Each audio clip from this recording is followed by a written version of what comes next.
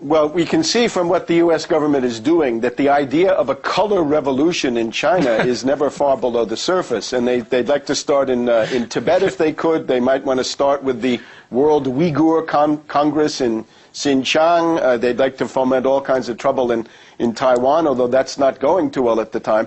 They're looking at a youth bulge in China, and they figure there might be 20, 30 million young people who are essentially ready to be duped, who think that the U.S. is cool and that what they see on the internet is reality. And I think Tibet fits into that. Let me just go back, though. The issue of support. In 1959, the Dalai Lama, with his CIA advisors, fomented a violent rebellion against the People's Liberation Army. And what you saw was that the common people did not join in, that the rich aristocrats thought that this was great. Common people didn't go with it. Okay, I'd like to turn to a comment made by Dennis Blair, of the Director of National Intelligence. This is a description of how he believes the Chinese see Washington's activities in its own backyard. Let's give him a hear. Beijing still believes that the United States seeks to contain it, to transform its society, and that reinforces their concerns about internal stability, about perceived challenges to their sovereignty claims. China continues to increase its defense spending. Preparations for a Taiwan conflict involving a U.S. intervention continues to dominate their modernization and their contingency plans, and they're also increasingly concerned about how to protect their global interests. There's a lot of truth in what we just heard there. I mean, it's the United States still treats China as a country it can tell what to do. You have to do this. We want you to listen to us about our concerns with Tibet, our concerns with Taiwan. And now the Chinese are turning around saying, no, you listen to us about our concerns, turning it around. It's not just the dozen issues, right? The various Tibet, Taiwan, Xinjiang, South China Sea, Google, human rights. There's also the fact that what the U.S. does under the cover of this cynical slogan of the global war on terror, the U.S. wants to attack Iran.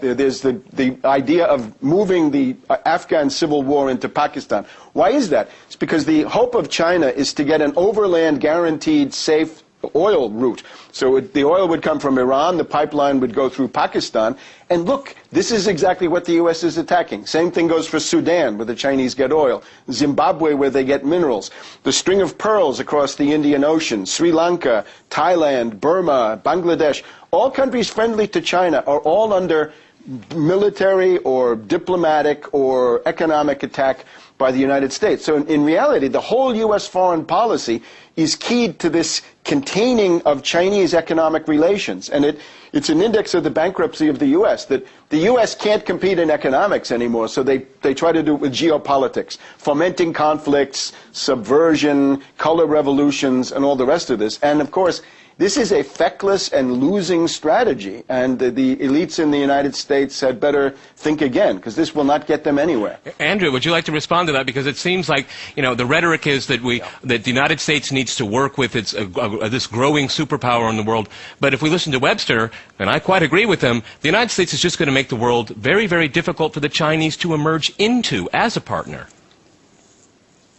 Well, in fact, the National Intelligence Council Report 2025 already highlighted the fact that there is no doubt that America would continue to lead, but the capacity to lead is declining because of either morally but also militarily and financially all around the world. But there is a kind of backlash in the thinking in America, saying that, well, after all, I mean, we are the biggest economy in the world, and Americans' military strength is unparalleled.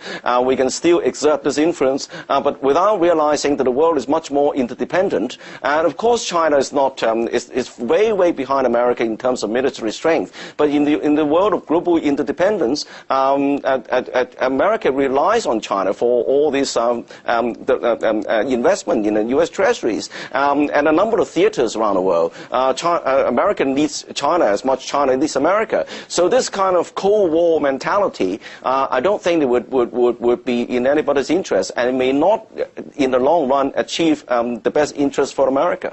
Webster, if I go back to you, you'll have the last word here. Cold War mentality, that's what Andrew said. I think it's very well put.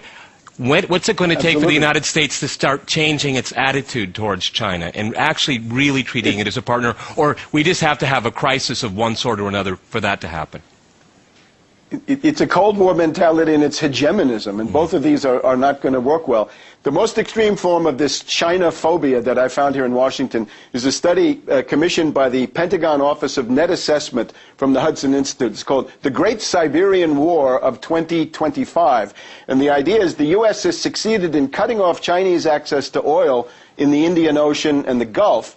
And therefore, the idea is that at that point, China, in desperation, turns to Siberia, Russia, east of the Urals, and you get a world war based on the conflict of Russia and China over that oil. Webster, that is where this is leading unless they change, and I hope they will. We started out with the Dalai Lama, and I hope we're not ending on the Third World War. I want to thank our guests today, Webster Tarpley and Andrew Leung, and thanks to our viewers for watching us here on RT. See you next time, and remember, Crosstalk rules.